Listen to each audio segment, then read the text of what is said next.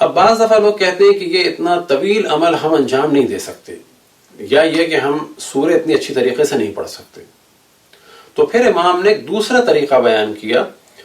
اور ارشاد فرمایا دوسرے طریقے کے بارے میں، وَإِن لَمْ تُحْسِنِي ذَلِكَ وَلَمْ تُحْسِنِي، اگر آپ ان سوروں کو نہ پڑھ سکیں، کہ اگرچہ آپ نہیں پڑھ سکیں گی، تو پھر کیا کر رہے؟ کَرَّرْتِ قُلْ هُوَ اللَّهُ أَحَدٌ أَلْفَ مَرَّةٍ، یعنی پہلے سورہ حمد پڑھیں 100 دفعہ، پھر سورہ توحید پڑھیں 100 دفعہ، پھر آیت الکرسی پڑھیں 10 دفعہ، پھر اس کے بعد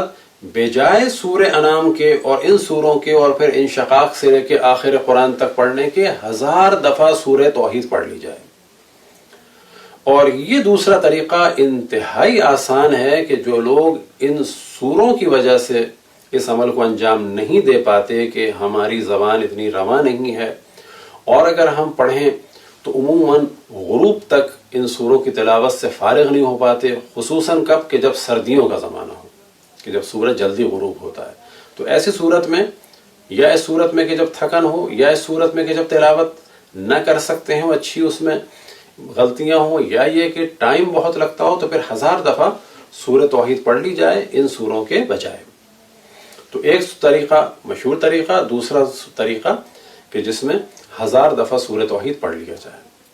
اسی طریقے کو بیان کیا ہے شیخ مفید نے، لیکن فرق بس اتنا سا ہے، اور لگتا ہے کہ شاید یہ بھی وہی دوسرا طریقہ ہو، کہ انہوں نے فرمایا ہے کہ جب وہ سورہ مخصوص اچھی طریقے سے نہ پڑھے جا سکتے ہوں نصف رجب کو، یا یہ کہ ان سورے پڑھنے کی طاقت نہ ہو، تو پھر کیا کیا جائے؟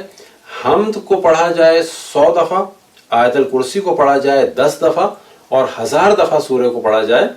یعنی سورہ توحید کو پڑھا جائے آخر میں. شیخ مفید نے طریقہ جو بیان کیا اور جو دوسرا طریقہ روایت میں بیان ہوا، اس میں فرق یہ ہے کہ اس میں سورہ حمد کے بعد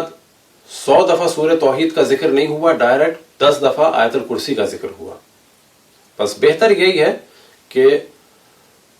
اگر کوئی پہلے طریقے کے مطابق عمل نہ کر سکے تو پھر وہ دوسرا طریقہ، یعنی 100 دفعہ سورہ حمد، 100 دفعہ سورہ توحید، پھر 10 دفعہ آیت الکرسی، اور پھر 1000 دفعہ سورہ توحید، یعنی 1100 ہو جائیں گی. شیخ مفید کے طریقے کے مطابق بس 1000 دفعہ سورہ توحید، اور جو سورہ حمد کے بعد 100 دفعہ توحید ہے اس کا ذکر نہیں ہے. اب ممکن ہو کہ کوئی اور روایت ہو جو ان کو ملی ہو، اور ممکن ہے کہ اسی طریقے کو انہوں نے نقل کیا ہو اور کاتب سے غلطی ہو گئی ہو اور 100 دفعہ سورہ توحید کا ذکر رہ گیا ہو. چوتھا طریقہ جو سید ابن طاؤس نے بیان کیا اقبال الاعمال میں، اور وہ یہ انہوں نے فرمایا، وہ اقول، کہ میں یہ کہتا ہوں، رأیت بعض الروایات، اور میں نے بعض روایات کو دیکھا، وَيُحْتَمَلُ أَن يَكُونَ ذَلِكَ لِأَهْلِ الضَّرُورَاتِ، اور یہ جو طریقہ ہے مجھے لگتا ہے کہ جن کی بہت زیادہ ضرورت ہو اور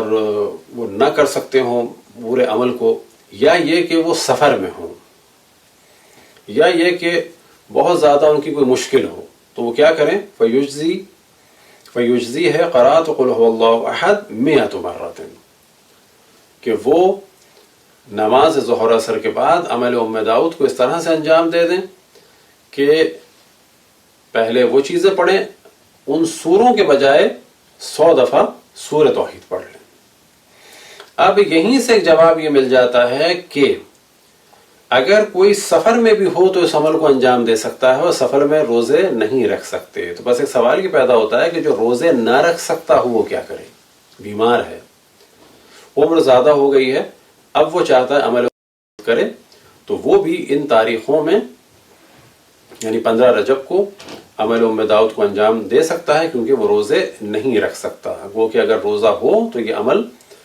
بہت ہی بہتر ہے. لیکن کیونکہ یہاں پہ روایت سے استدلال ہوا کہ سفر میں اس عمل کو، یا جب مشکل ہو یا بہت کم وقت ہو، تو 100 دفعہ سورہ توحید پڑھ کے بھی انجام دیا جا سکتا ہے، تو سفر سے واضح محسوس ہوتا ہے کہ پھر روزے کی ضرورت نہیں ہے. لیکن جو صحیح معنی میں عمل ہے اس کا، یا الفاظ دیگر تمام فضیلتوں کے ساتھ وہ عمل اسی صورت میں ہوگا، اور جو بہترین وقت ہے اور بہترین شرائط کے ساتھ 13، 14، 15 رجب کو روزہ رکھا جائے، 15 کو بعد ظہر اس عمل کو انجام دیا جائے۔ برحمتك يا أرحم الراحمين، وصلى الله على محمد وآله